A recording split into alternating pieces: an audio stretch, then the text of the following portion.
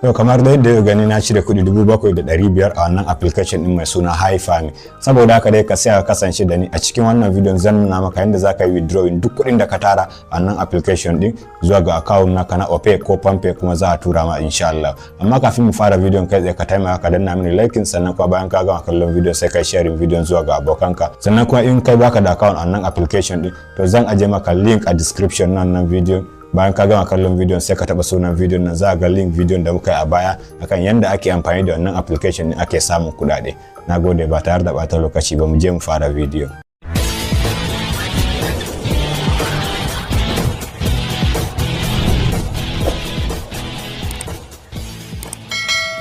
Shiga cikin application din kamar haka, kana shiga sai ka danna wurin nan withdraw da yake nan wajen kamar haka. Bayan ka danna wurin withdrawing din in ya gama loading, kudin da zan cire yanzu kudin da suke nan wurin ne saboda haka zan danna akan wannan diamond din kamar haka. Idan kuka duba bara gama loading, idan kuka duba ina da diamond 13,400 wanda zai kama naira 10,050. Saboda haka ga zaɓuɓɓukan da suka ban da iya wannan ne amma daga baya sun bude min wannan wanda zan ma iya cire ko 450 ina ga dama. Saboda haka da yanzu sai dai in cire wannan 7,500. in kudi na sun kai 15,000 kuma zan iya danna nan sai in shirye, saboda tsarin su ba sa ba da daman da zaka danna ka rubuta adadin kudin da kanka, sai dai su baka zabi ka danna akai. Saboda haka zan danna akan 7,500 sannan sai in danna withdraw. Kai ma zaka duba balance ɗinka sannan ka zabe shi sai ka danna withdraw da yake ƙasa. Sannan yanzu nan sai ka danna ka zabi bankin ka. Ni ina so ne in amfani da Palmpay, idan kana so zaka iya amfani da Bybit ko Binance ko OKX, amma network din USDC ba USDT ba USDC. Za ka yi copy wallet address din sannan ka zo ka yi pasting. Amma ni zan yi amfani ne kawai kai tsaye da Palmpay, sai danna akan shi. Sannan anan sai ka danna ka rubuta account ɗinka na shi wannan banking. Sannan sai ka danna nan cycle din da yake ƙasa, sannan ka danna confirm withdraw. Sannan ka sake danna confirm da yake nan wajen. Yawa gashi na an ce yayi submitting. Yawa gashi an ce yayi submitted, saboda haka zamu jira su. Dan zamu danna nan wurin check withdrawal record din nan kamar haka.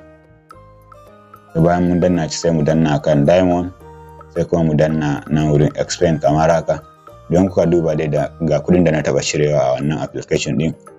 Na shire 0.10 cent wanda 150 ne zai kama. Sannan na shirye wannan a 500 yayi failing, sun maida min kudin na sake yin withdrawing sai suka tura min wannan a 500 din. Amma dai wannan suna dan daukan charges. Na 150 din nan ba sa daukan charges, amma daga 500 zuwa saman nan suna daukan charges. Wato kudin da ake shiryawa ta diamond din nan suna daukan charges, wanda muka shirye yanzu ba na farko din nan ba suna daukan charges. Saboda haka idan ka duba dala ɗaya muka shirya amma an dau point 10 an tura mana 90, wanda a naira kudin da suka tura mana 1,350 ne in ban manta ba. Kuma normally ma lissafin dalan baya wuce haka canjin dala, amma dai su yanda suke rubutawa duk dala ɗaya yana a matsayin 1,500. ina ga to shi yasa suke daukan kaman charges. Yanzu kuma mun yi withdrawing dala 5 za a tura mana 7,500, amma idan ka duba dala 4.5 za a tura mana, za a dau wannan 50 point din a matsayin charges. Kenan dai ba zai kai 7,500 din shif ba, za su dau wani abu. Saboda haka dai yanzu zamu ci gaba da jiran su, daga yanzu dai zuwa dan mintuna kadan za su iya tura mana kuɗi. Amma dai sun ce maximum yana iya daukan kwana 7 na aiki, wato kwana 9 cikakku kenan. Ba zai taba wuce kwana 9 ba, amma normally dai ni in na withdrawing ba wuce daga minti 1-2 zuwa minti 9.